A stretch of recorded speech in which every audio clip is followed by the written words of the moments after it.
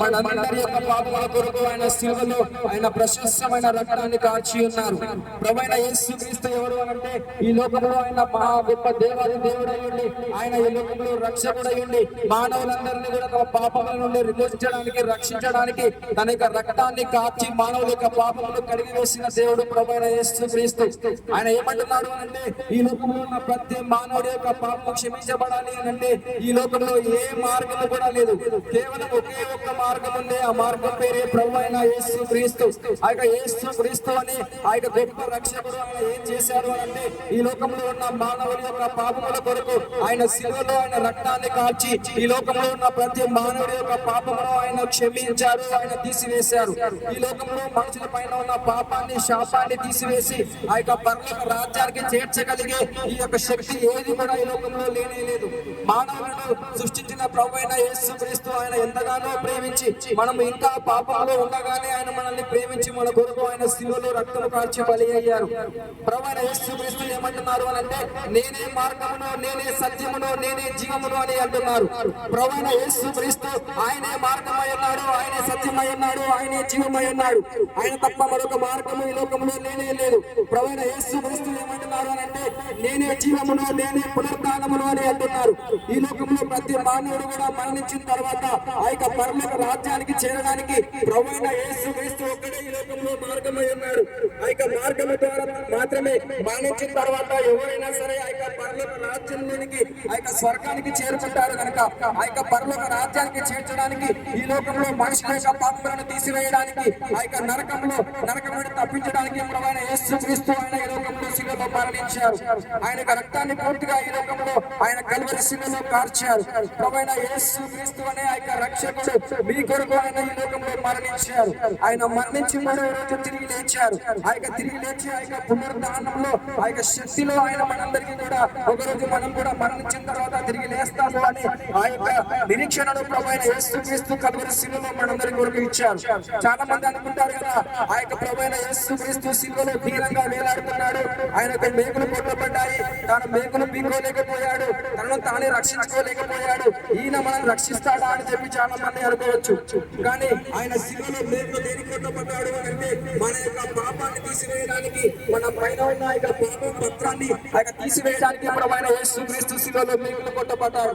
ఒకవేళ ఆయన కనుక శిలువలో మేకులు కొట్టబడకపోతే మన పైన ఉన్న పాపం ఇంకా అలానే ఉండేది, మన పైన ఉన్న శాపం ఇంకా అలానే ఉండేది. ఆయన కనుక శిలువలో మరణించకుండా తప్పించుకొని కనుక ఉంటే ఈ లోకం ఇంకా నశించిపోయి నిత్య నాశనంలోకి వెళ్ళిపోయేది.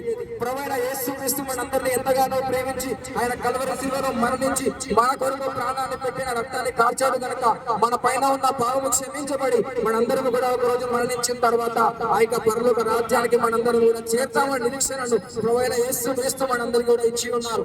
ఆయన ఒక్కడే మార్గమై ఉన్నాడు, ఆయన ఒక్కడే సత్యమై ఉన్నాడు, ఆయన ఒక్కడే జీవమై ఉన్నాడు. ఆయన తప్ప మరొక మార్గము ఈ లోకంలో లేదని చెప్పి బైబిల్ సెలవిస్తుంది. ప్రతి మానవుడు కూడా పాపము చేసి దేవుడిచ్చిన మహిమను కోల్పోయాడని చెప్పి బైబిల్ సెలవిస్తుంది. ఈ లోకంలో ప్రతి మానవుడు కూడా ఒక రోజు మరణిస్తాడు. మరణించిన తర్వాత ఆ యొక్క నరకమా లేకపోతే పరలోకమా అనే రెండు మార్గాలు ఉంటాయి. ప్రతి మానవుడు కూడా మరణించిన తర్వాత నరకానికి లేకపోతే పరలోకానికి రెండు చోట్లకే వెళ్ళాలి. అంతేగాని మన యొక్క ప్రాణము గాలిలోనూ దుమ్ములోనూ కలిసిపోదు. లేకపోతే మనం మరణించి మరలా ఒక జన్మ అనేది మనకి ఉండదు.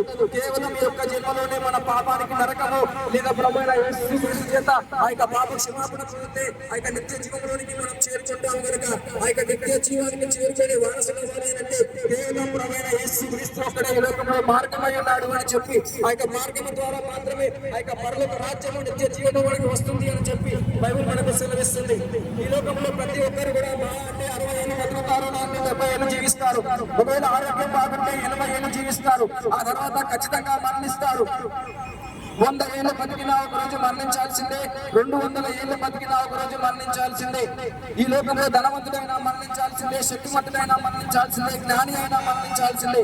ఆ యొక్క మరణం తర్వాత ఎవరైనా ఎంతటి వారైనా రెండు మార్గాలు, పరలోకమా నరకమా. మన పైన ఉన్న పాపము కారణంగా మనం నరకానికి వెళ్తాము కానీ నిత్య జీవానికి చేరుకోము. నా పైన పాపము లేదు కదా, నేను పాపిని కాదు కదా అని మీరు అనుకోవచ్చు. ప్రతి మానవుడు కూడా పుట్టుకతో పాపంలోనే పాపంతో పుడుతూ ఉంటాడు. ప్రతి మానవుల్లో కూడా ఆ యొక్క పాప స్వభావం ఉంటూనే ఉంటుంది. ఆ యొక్క కుక్కతోక వంకరలాగా ప్రతి ఒక్కరి జీవితం కూడా పాపంలోనే నిండి ఉంటుంది. కనుక ఆ యొక్క పాపం నుండి క్షమించబడి రక్షించబడాలి అంటే ఈ లోకంలో ప్రభువైన యేసుక్రీస్తు ఒక్కడే మార్గము. ఆయన యొక్క రక్తము ప్రతి పాపమును క్షమిస్తుంది. యేసు రక్తము ప్రతి పాపము నుండి విడిపిస్తుంది. యేసు రక్తము ప్రతి పాపము నుండి విమోచిస్తుంది. కనుక ఆయన కల్వరి శిలువలో రక్తాన్ని కార్చాడు. ఆ యొక్క రక్తములోనికి ఎవరైతే వస్తారో, ఆ యొక్క రక్తములోనికి వచ్చి ఎవరైతే పాప క్షమాపణ పొందుతారో వారి యొక్క పాపములు క్షమించబడతాయి. ఒకరోజు వారు మరణించిన తర్వాత ఆ యొక్క పరలోక రాజ్యానికి చేరుకుంటారు. పరలోక రాజ్యానికి చేరుకోవాలంటే ఒకే ఒక మార్గం మన మధ్యలో ఉన్నది. ఆ మార్గమే ప్రభువైన యేసుక్రీస్తు. యేసుక్రీస్తు అనే ఆ యొక్క మార్గం తప్ప మరొక మార్గం మనకి ఈ లోకంలో లేదు. కనుక యేసుక్రీస్తు యొక్క శిలువ చెంతకు వచ్చి రక్షించబడాలని, మీ పాపములకు ఒక ప్రాయశ్చిత్తం పొందాలని మీ అందరినీ కూడా ప్రేమపూర్వకంగా వేడుకుంటున్నాను. ఆమేన్.